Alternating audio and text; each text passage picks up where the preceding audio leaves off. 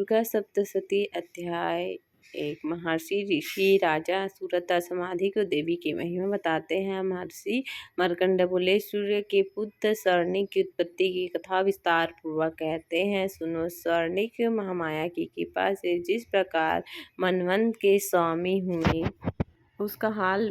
उसका भी हाल सुनो। पहले स्वरिचित नामक राज्य था। वहाँ प्रजा को अपनी पुत्र के समान मानते थे, तो भी कोला विंध्यवासी राजा ने उनके शत्रु बन गए। दुष्टों को दंड देने वाले राजा सूरत की उसके साथ लड़ाई हुई। कोला विंध्यवासियों के संख्या में कम होने पर भी राजा सूरत युद्ध में उनसे हार गए।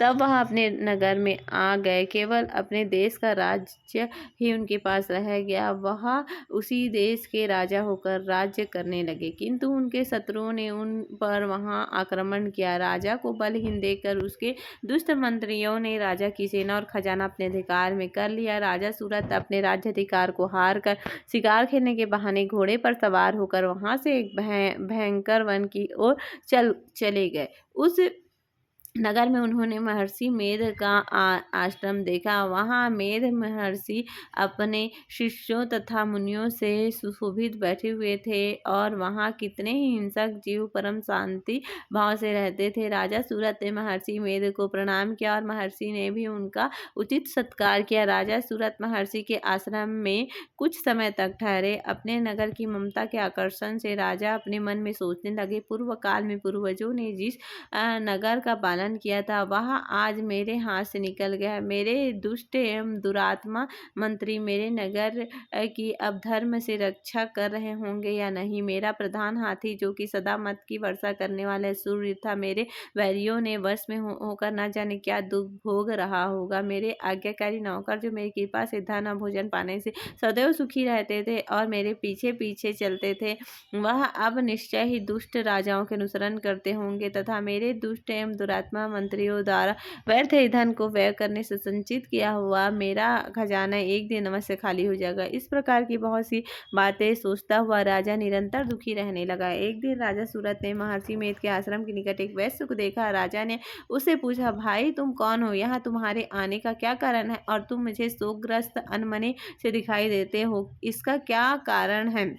राजा ने यह विनम्र वचन सुन वैश्य ने महाराजा सूरत को प्रणाम करके कहा। वैश्य बोले, राजन मेरा नाम समाधि है, मैं धनियों के कुल में उत्पन्न एक वैश्य हूँ। मेरे दुष्ट स्त्री पुत्रों आदि ने लोभ से मेरा सब धन छीन लिया है और मुझे घर से निकाल दिया है। मैं इस तरह से दुखी होकर इस वन में चला आया हूँ। यहाँ रहता हुआ मैं इस बात को भी नहीं जानता कि अब घर में इस समय सब कुशल है या नहीं। यहाँ मैं अपने परिवार का आचरण संबंध कोई समाचार भी नहीं पा सकता कि वह घर में इस समय कुशल पूर्वक है या नहीं। मैं अपने पुत्रों के संबंध में यह भी नहीं जानता कि वह सदाचारी है दुराचारी में फंसे हुए हैं। राजा बोले, जिस धन की लोभ स्त्री पुत्रों ने तुम्हें घर से निकाल दिया है, फिर भी तुम्हारा चित्त उनसे क्यों प्रेम करता है? वैश्य ने कहा, मेरे विषय में आपका ऐसा कहना ठीक है, किंतु मेरा मन इतना कठोर नहीं है। यद्यपि उन्होंने धन के लोभ में पड़कर पितृ स्नेह में को त्याग कर मुझे घर से निकाल दिया है, तो भी मेरे मन में उनके लिए कठोरता नहीं आती है। महत्ते, मेरा मन फिर भी उनमें क्यों फंस रहा है? इस बात को जानता हुआ भी मैं नहीं जान रहा। मेरे चित्त उनके लिए दुखी है। मैं उनके लिए लंबी लंबी सांस ले रहा हूँ। उन लोगों में प्रेम नाम को नहीं है, फिर भी ऐसे स्नेहियों के लिए मेरा हृदय कठोर नहीं होता। महर्षि मार्कंडेय ने कहा, हे ब्राह्मण, इसके पश्चात महाराज सूरत और वह वैसे दोनों महर्षि मेध के समीप गए और उनके साथ यथा योग्य न्याय संभाषण करके दोनों ने वार्ता आरंभ किया। राजा बोले, हे भगवान, मैं आपसे एक बात पूछना चाहता हूँ, सो आप कृपा करके मुझे बतलाई। मेरा मन अधीन नहीं है, इससे मैं बहुत दुखी हूँ। राज्य धन आदि की चिंता अभी तक मुझे बनी हुई है और मेरा यह ममता अज्ञानियों की तरह बढ़ती ही जा रही है। और यहाँ समाधि नामक वैश्य भी अपने घर से अपमानित होकर आया है। इसके स्वजनों ने भी इसे त्याग किया है। स्वजनों से त्यागा हुआ भी यहाँ उनसे हार्दिक प्रेम रखता है। इस तरह हम दोनों ही दुखी हैं। हे महाभागा, उन लोगों के अवगुणों को देखकर भी हम दोनों के मन में उनके लिए ममता जनिक आकर्षण उत्पन्न हो रहा है। हमारे ज्ञान रहते हुए भी ऐसा क्यों है? अज्ञानी मनुष्य की तरह हम दोनों में यह मूर्खता क्यों है? महर्षि मेद ने कहा, विषम मार्ग का ज्ञान सब जंतुओं को है। सबों के लिए विषय पृथक पृथक होते हैं। कुछ प्राणी दिन में नहीं देखते, कुछ रात को, परंतु कई जीव ऐसे हैं जो दिन तथा रात दोनों में देख सकते हैं। यह सत्य है कि मनुष्य में ज्ञान प्रधानता है, किंतु केवल मनुष्य ही ज्ञानी नहीं होता, परंतु पशु पक्षी आदि भी ज्ञान रखते। जैसे यहाँ पशु पक्षी ज्ञानी है, वैसे ही मनुष्यों का ज्ञान है। जो ज्ञानी मनुष्य को वैसे ही पशु पक्षी में है तथा अन्य बातों में भी दोनों में एक जैसी पाई जाती है। ज्ञान होने पर भी इन पक्षियों की ओर देखो कि अपने भूख से पीड़ित बच्चों को की चोंच में कितने प्रेम से अन्न के दाने डालते हैं। हे राजन, ऐसे ही प्रेम मनुष्य में अपने संतान के प्रति पाया जाता है। लोभों के कारण अपने उपकार का बदला पाने के लिए मनुष्य पुत्रों की इच्छा करते हैं। इस प्रकार मोह के गड्ढे में गिरा करते हैं। भगवान श्री हरि की जो माया है उससे ही यह संसार मोहित हो रहा है। इसमें आश्चर्य की कोई बात नहीं, क्योंकि यह भगवान विष्णु की योग निद्रा है। यह माया ही है जिसके कारण संसार मोह में जकड़ा हुआ है। यही महामाया भगवती देवी ज्ञानियों के भी चित्त को बलपूर्वक खींचकर मोह में डाल देती है और उसी द्वारा संपूर्ण जगत की उत्पत्ति होती है। यही भगवती देवी प्रसन्न होकर मनुष्य को मुक्ति प्रदान करती है। यही संसार के बंधन का कारण तथा संपूर्ण ईश्वरों के भी स्वामी है। महाराज सूरत ने पूछा, भगवान, यह देवी कौन सी है जिसको आप महामाया कहते हैं? हे राजन, वह कैसी उत्पन्न हुई और उसका कार्य क्या है? उसके चरित्र कौन कौन से हैं? प्रभु, उसका जैसा स्वभाव है, जैसा स्वरूप है, वह सब ही कृपा करके मुझको कहलाइए, मैं आपसे सुनना चाहता हूँ। महर्षि मेद बोले, राजन, यहाँ देवी तो नित्य स्वरूपा है, उसके द्वारा यह संसार रचा गया है, तब भी उसकी उत्पत्ति अनेक प्रकार से होते हैं। वह सब आप मुझसे सुनो। वह देवताओं का कार्य सिद्ध करने के लिए प्रकट होती है। उस समय वह उत्पन्न हुई कहलाती है। संसार को जलमय करके जब भगवान विष्णु योग निद्रा का आश्रय लेकर शेष सैया पर सो रहे थे, तब मधु और कैटभ नाम के दो असुर उनके कानों के मैल से प्रकट हुए और वह श्री ब्रह्मा जी को मारने के लिए तैयार हो गए। श्री ब्रह्मा जी ने जब उन दोनों को अपनी ओर आते देखा, यह भी देखा कि भगवान विष्णु योग निद्रा का आश्रय लेकर सो रहे हैं, तो वह उस समय श्री भगवान को जगाने के लिए उनके नेत्र में निवास करने वाली योग निद्रा की स्तुति करने लगे। श्री भगवान जी ने कहा, हे देवी, तुम ही स्वाहा, तुम ही सदा, तुम ही वष्टकार हो, स्वर भी तुम ही स्वरूपा है, तुम ही जीवन देने वाली सुधा हो।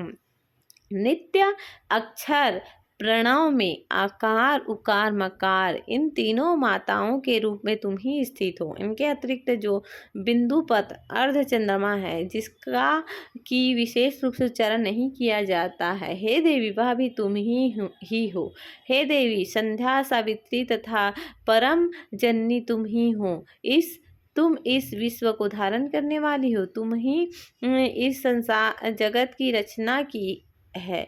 तुम ही इस जगत का पालन करने वाली हो। तुम ही कल्प के अंत में सबको भक्षण करने वाली हो। हे देवी, जगत की उत्पत्ति के समय तुम सृष्टि रूपा होते हो, पालन काल में स्थित रूपा हो और कल्प के अंत में संहार रूपा धारण कर लेती हो। तुम महाविद्या, महामाया, महामेध, महारात्रि, मोहरात्रि, श्री ईश्वरी और बोध स्वरूपा बुद्धि भी तुम ही हो। लज्जा, पुष्टि, तुष्टि, शांति और क्षमा भी तुम ही हो। तुम खड्ग धारणी, शूल धारणी, घोर रूपा तथा गदा, चक्र, शंख, धनुष को धारण करने वाली, बाण, भुसुंडी, परिध, यह भी तुम्हारे ही अस्त्र है। तुम सौम्य और समांतर हो। यही नहीं, बल्कि जितने भी सौम्य तथा सुंदर वस्तु इस संसार में, उन सब से बढ़कर सुंदर तुम ही हो। पर और अपर सबसे परे रहने वाली सुंदर तुम ही हो। हे स्वरूपा देवी, जो भी सस्त पदार्थ, उनमें जो शक्ति है वह तुम ही हो। ऐसे अवस्था में भला तुम्हारी स्तुति कौन कर सकता है। इस संसार की सृष्टि पालन और संहार करने वाले जो भगवान हैं, उनको भी जब तुमने निद्रा के वशी कर दिया, तो फिर तुम्हारी स्तुति कौन कर सकता है। मुझे भगवान विष्णु तथा भगवान शंकर को शरीर धारण करने वाली तुम ही हो। तुम्हारी स्तुति करने की शक्ति किसमें है।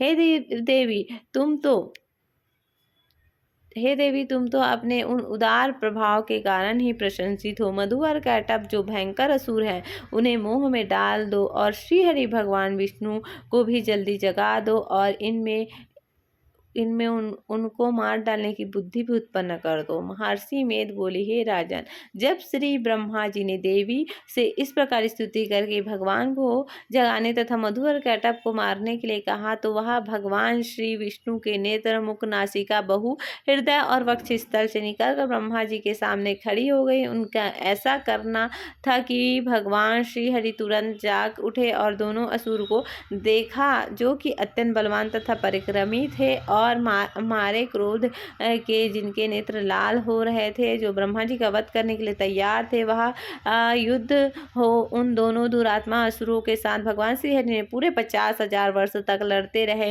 एक तो वह अत्यंत बलवान तथा पराक्रमी थे, दूसरे महामाया ने भी उन्हें मोह में डाल रखा था। अतः वह भी श्री भगवान से कहने लगे, हम दोनों तुम्हारी वीरता से अत्यंत प्रसन्न है, तुम हमसे कोई वर मांगो। भगवान ने कहा, यदि तुम मुझ पर प्रसन्न हो तो अब तुम मेरे हाथों से मर जाओ, बस इतना सा ही वर मैं तुमसे मांगता हूँ। यहाँ दूसरे वर से क्या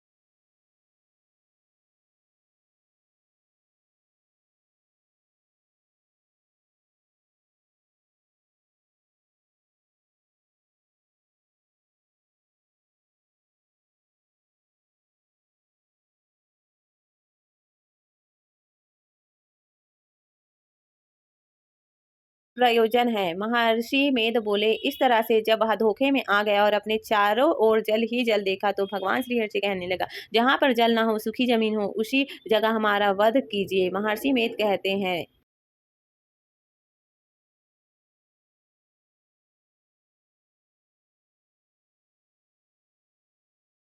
तथास्तु कहकर भगवान श्री हरि ने उन दोनों को अपने जांग पर लिटाकर उन दोनों के सिर काट डाले। इस तरह से यह देवी श्री ब्रह्मा जी की स्तुति करने पर प्रकट हुई। अब तुम उनके प्रभाव का वर्णन सुनो। सो मार्कंड पुराण अध्याय 1 संपूर्ण। ऐसे ही वीडियो के लिए हमसे जुड़े रहें। ब्लेस्ड रुद्रांशी। जय माता दी।